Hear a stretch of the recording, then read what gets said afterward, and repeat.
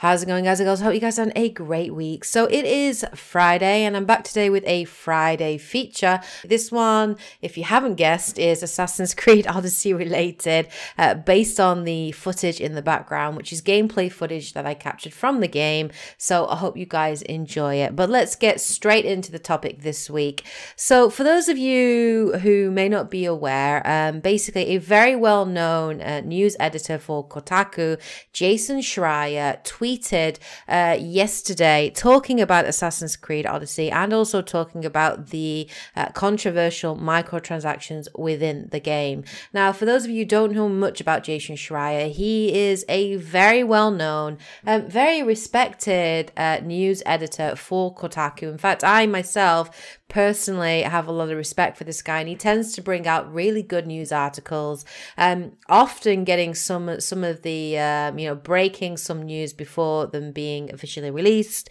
and generally his views are usually good. But yesterday he tweeted about the microtransactions in Assassin's Creed Odyssey, and I've got to say, reading through his tweets and his viewpoints on this has led me to perhaps not respect him as much as I used to, but obviously you guys can make up your own mind on it. So Jason Schreier has obviously been playing Assassin's Creed Odyssey, and he's played it for about 25 hours, and he decided to address the controversial microtransactions within the game.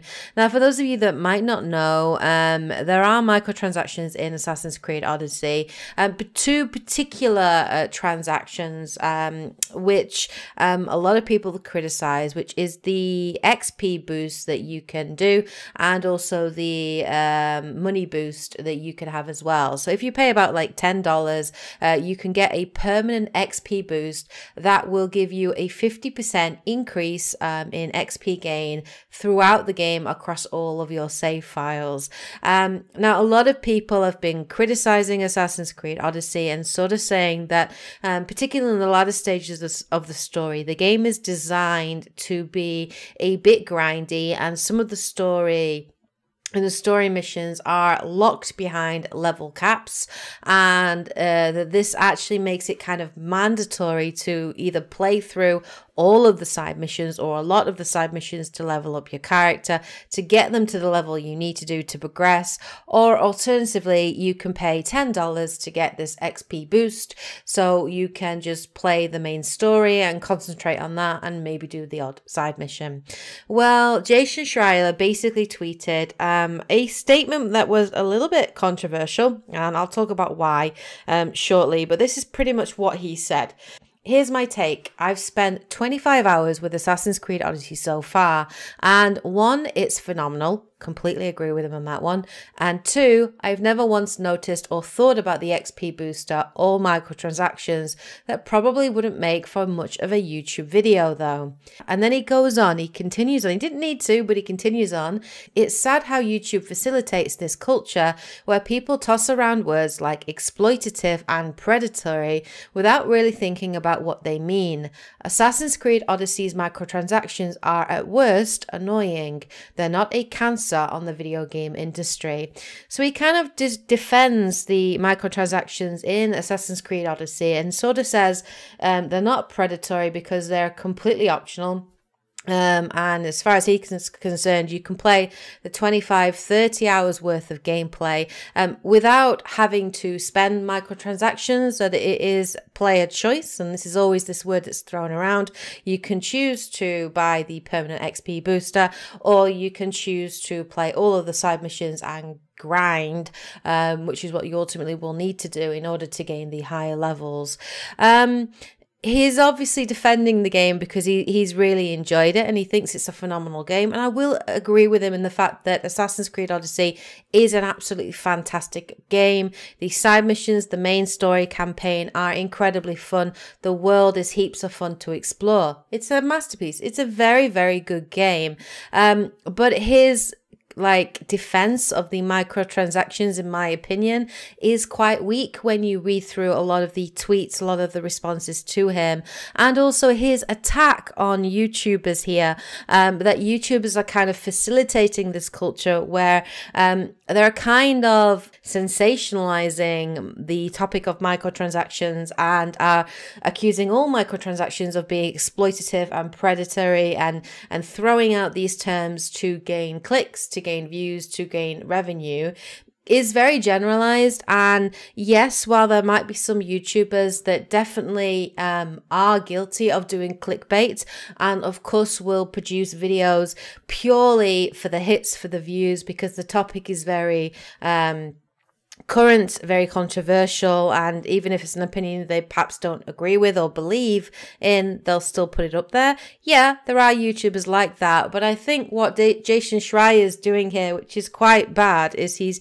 generalizing all YouTubers into this culture, and he's blaming kind of all YouTubers for this, and that's not the case. You know, a lot of YouTubers are there to share their opinions and their thoughts, and just because they don't necessarily align with what he thinks or agree with what he thinks doesn't mean that you should discount their arguments or their opinions. And of course there are many people, YouTubers, gamers, critics alike, who find microtransactions quite distasteful and find them quite dangerous for the way that they affect the way in which games are being developed.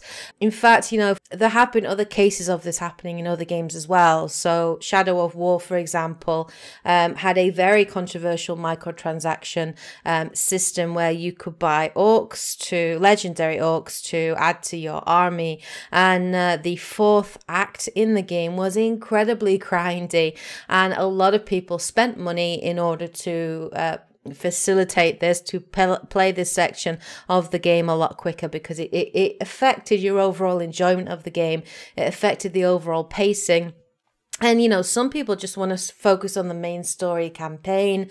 Some people play games for the story, so they don't necessarily have the time or the energy or the interest of you know, exploring every nook and cranny of the game, or you know, playing every single side mission and every single fetch quest or side content. Some people do want to just focus on completing the game and playing the story, and they should be given that option. That is also a player choice. So when you clearly develop the game and introduce these kind of grindy elements to it, inevitably you're kind of almost sort of encouraging or kind of trying to influence people to want to buy these microtransactions, to want to buy these XP boosters, these legendary orcs, these things that are going to make the game smoother, faster, and obviously improve the pacing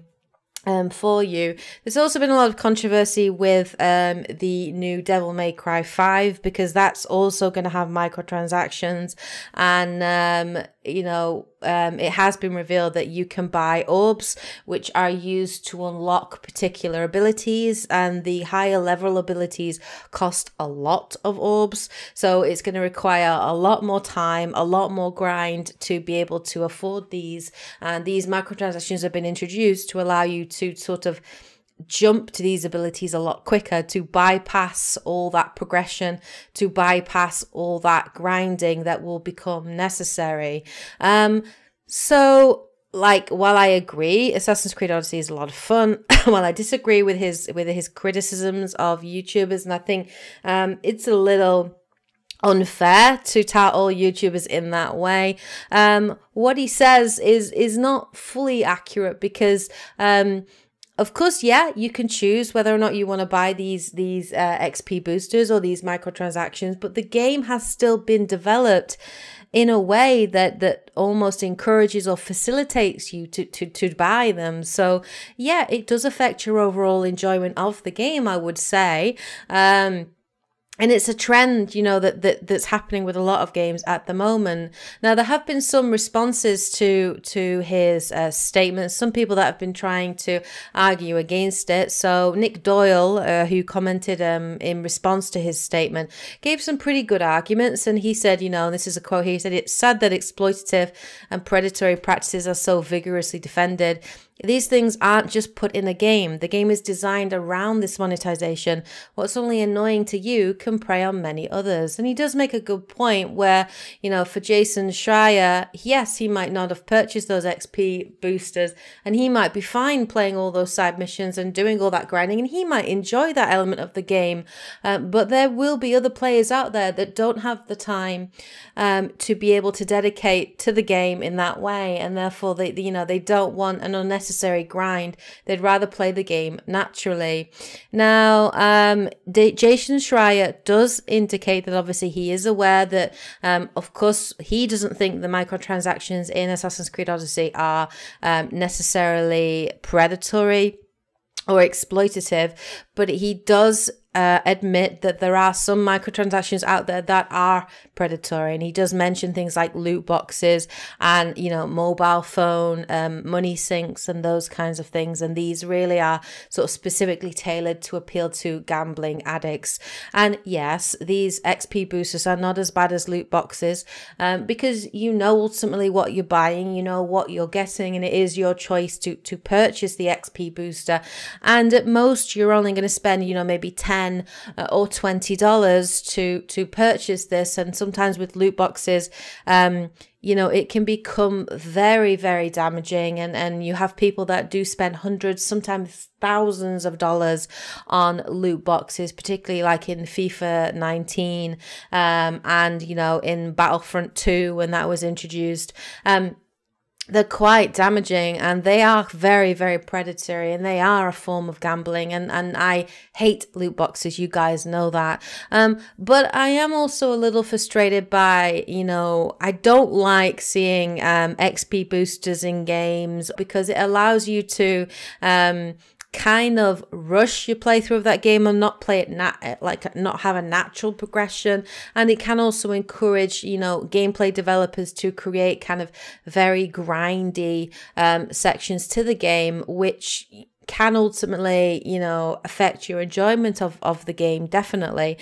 For me, I love playing the single player, and if I have to grind lots and lots and lots of side story missions, sometimes it actually almost hurts the single player experience for me, because I go so long without playing the single player that I forget where I am, or it loses that emotional impact of that story experience.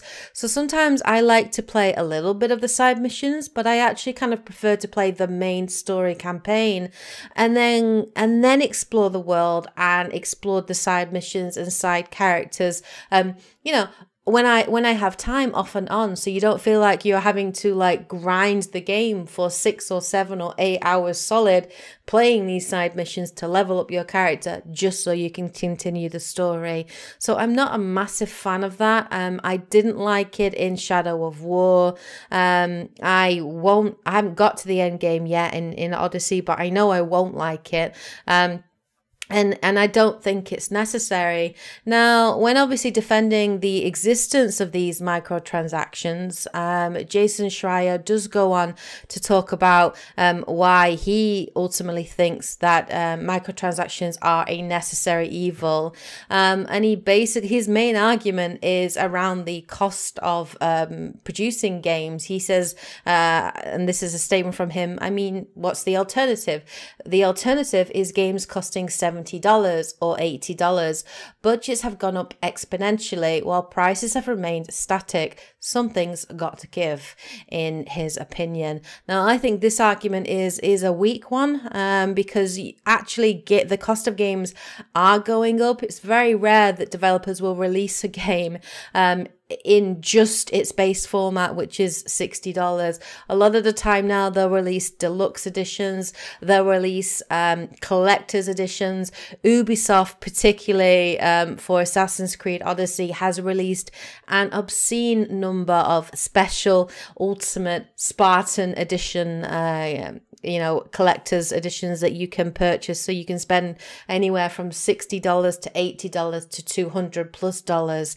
And, you know, it's just crazy. Now, someone did actually reply to that tweet and did point that out to Jason Schreier. And his defense was that Yep, but I find it hard to get mad at Ubisoft for all that ridiculousness when they made an enormous, incredible RPG that's on par with The Witcher 3 in scope and quality. This ain't NBA 2K19, and he's right, it ain't NBA 2K19. But his argument there is a weak one. Just because the game is good, just because the game is fun, doesn't mean that the existence of microtransactions within that game and the existence of XP boosters should not be criticized or should not be looked at or critiqued. And I think comparing it to The Witcher 3 there is kind of a weak argument because, you know, The Witcher 3 didn't have any microtransactions. There have been a lot of single player games that haven't found the need to introduce microtransactions and have been incredibly successful. If we look at the latest Spider-Man on the PlayStation 4, God of War, The Witcher 3, Legend of Zelda, Breath of the Wild, all these incredibly amazing single player games have sold millions of units and have been incredibly successful, both critically and financially.